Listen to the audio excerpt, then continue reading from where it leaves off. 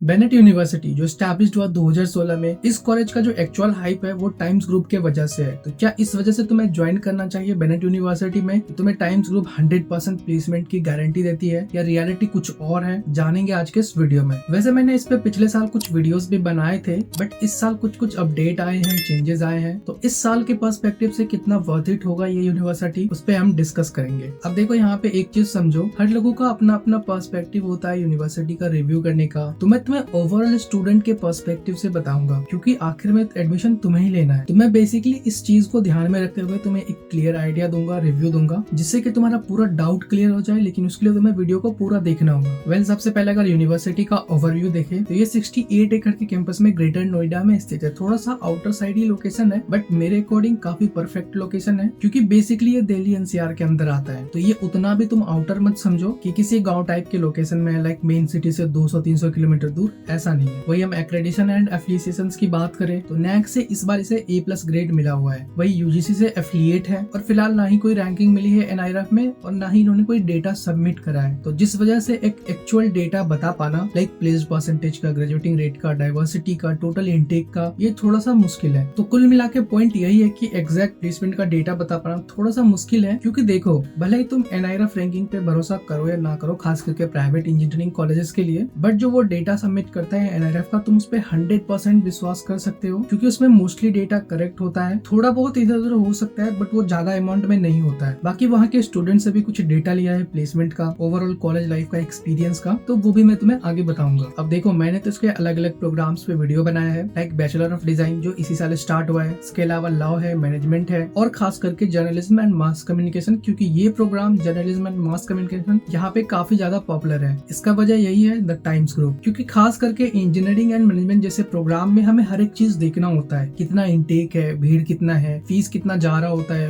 Outcomes कितना मिल रहा होता है। तो ये सारी चीजों को ध्यान में रखते हुए हमें एक डिसीजन लेना होता है कि क्या हमें ज्वाइन करना चाहिए या नहीं करना चाहिए। बट इसके अलावा, लाइक इंजीनियरिंग एंड मैनेजमेंट के अलावा, यहाँ पे जितने भी प्रोग्राम्स ऑफर किए जा रहे हैं, अगर तुम किसी में एडमिशन लेना चाहते हो, चाहे वो लॉ हो, जर्नलिज्म एंड मास कम्युनिकेशन हो, डिजाइन हो, तो तुम आराम से ज्वाइन कर सकते हो। इसमें कोई भी दिक्कत नहीं है, क्योंकि ये सारे प्राइवेट कॉलेजेस का प्रॉब्लम है, तुम्हें सेम टाइप का माहौल ही देखने को मिलेगा। हाँ, ये बात अलग है कि यहाँ पे फीस थोड़ा हायर साइड जरूर है, बट अगर तुम्हारे पास बजट है और अच्छे अमाउंट में स्कॉलरशिप मिल जाए, तो इस केस में तुम आराम से ज्वाइन कर सकते हो बेनेट यूनिवर्सिटी को, क्योंकि ओवरऑल सेम अपॉर्चुनिटीज रहती है बाकी सारे कॉलेजेस में, चाहे वो कितना भी अच्छा प्राइवेट कॉलेज क्यों ना हो। वैसे यहाँ के मैंने फीस एंड स्कॉलरशिप्स पे काफी डिटेल में वीडियो बनाया है, हर एक प्रोग्राम का फीस स्ट्रक्चर ब्रेकडाउन क्या है, कितना स्कॉलरशिप मिल सकता है, तो वो वीडियो जरूर से चेकआउट करना, आई बटन में उसका लिंक आ जाएगा। तो कुल मिला के पॉइंट यही है कि तुम किसी भी कोर्स में ज्वाइन करना चाहते हो, like journalism and mass communication, law, तो यहाँ पे सेम अपॉर्चुनिटीज रहती है, और जिसका मेन वजह है द टाइम्स ग्रुप, खास करके जर्नलिज्म एंड मास कम्युनिकेशन जैसे प्रोग्राम में। और खास करके मैंने हर एक प्रोग्राम पे एक डिटेल रिव्यू वीडियो बना दिया है, तो जिस कोर्स में तुम इंटरेस्ट रखते हो उसका वीडियो जरूर से चेकआउट कर लेना। तुम्हें ज्वाइन करना चाहिए, नहीं करना चाहिए, वो सारी चीजें तुम्हें उस वीडियो में मिल जाएगा, क्योंकि मैंने मैनेजमेंट प्रोग्राम पे भी बना रखा है, तो वो वीडियो जरूर से चेकआउट कर लेना। अब यहाँ पे बच जाता है इंजीनियरिंग प्रोग्राम, तो इसी का आज हम इस वीडियो में पूरा डिटेल में जानेंगे। तो अब यहाँ पे सबसे पहला सवाल आता है एडमिशन का। तो तुम्हें डायरेक्ट एडमिशन मिल जाएगा तुम्हारे 12th मार्क्स के स्कोर पे, बट तुम्हारा फिजिक्स एंड मैथ कंपलसरी होना चाहिए। बाकी तीसरा सब्जेक्ट केमिस्ट्री, बायोलॉजी या कंप्यूटर साइंस से रिलेटेड होना चाहिए, तभी तुम एडमिशन ले सकते हो। या अगर तुम्हारा जेई में 50 परसेंटाइल से ऊपर है या 50 परसेंटाइल है, तब भी तुम डायरेक्ट एडमिशन ले सकते हो। बाकी इससे अगर कम है, तब तुम्हें पर्सनल इंटरव्यू के थ्रू जाना होगा। या अगर बोर्ड के मार्क्स पे जाना चाहते हो तो 65% पे तुम्हें डायरेक्ट एडमिशन मिल जाएगा, लेकिन इससे कम है तब भी एडमिशन मिलेगा। बट यहाँ पे एक कंडीशन होगा, तुम्हारा फीस 1.5 गुना हो जाएगा। जैसे एक साल का फीस 4 लाख है, तो इसका तुम 1.5 गुना कर दो। अगर तुम्हारा परसेंटेज काफी लो है, 50% है, 60% है, तो तुम्हें 1.5 गुना फीस ज्यादा पे करना होगा नॉर्मल फीस से। अब यहाँ पे बीटेक सीएससी जैसे नॉर्मल प्रोग्राम का ही फीस 15 से 16 लाख रुपए है, तो तुम बाकी अगर 1.5 गुना हो जाता तो समझ लो तुम्हारा फीस और बढ़ जाएगा। और वैसे भी यहाँ पे नॉन सीएस जैसे ब्रांचेस में भी फीस काफी ज्यादा ही देखने को मिल रहा है, ज्यादा से ज्यादा 1 लाख का डिफरेंस है। लाइक अगर तुम ईसी जैसे ब्रांचेस की बात करो, मैकेनिकल इंजीनियरिंग की बात करो, इंजीनियरिंग फिजिक्स की बात करो, या फिर बायोटेक्नोलॉजी ब्रांच की, अब ये सब तो ठीक है, चलो यहाँ पे तुम्हें डाइवर्स करिकुलम देखने को मिल रहे हैं, प्रोग्राम्स देखने को मिल रहे हैं, बट यहाँ पे दिक्कत ये आ रहा है कि ये अभी फिलहाल AICTE से अप्रूव्ड नहीं है, जिसका ये एक बड़ा ड्रॉबैक्स है कि ये लोग भर भर के सीट्स अपना फिल करते हैं। मतलब इनटेक का कुछ फिक्स नहीं रहता जनरली उन सारे कॉलेजेस की, प्राइवेट कॉलेजेस की, जिनका AICTE से अप्रूवल नहीं है। तो इस साल भी यही उम्मीद है कि तुम्हें 2000 से 3000 के अराउंड इनटेक देखने को मिलेगा बीटेक जैसे प्रोग्राम में। तो अब यहाँ भी तुम्हें सेम टिपिकल प्राइवेट कॉलेज जैसी अपॉर्चुनिटीज देखने को मिलेगी, एंड उसी तरह माहौल यहाँ भी थोड़ा देखने को मिल रहा होगा। लाइक तुम्हें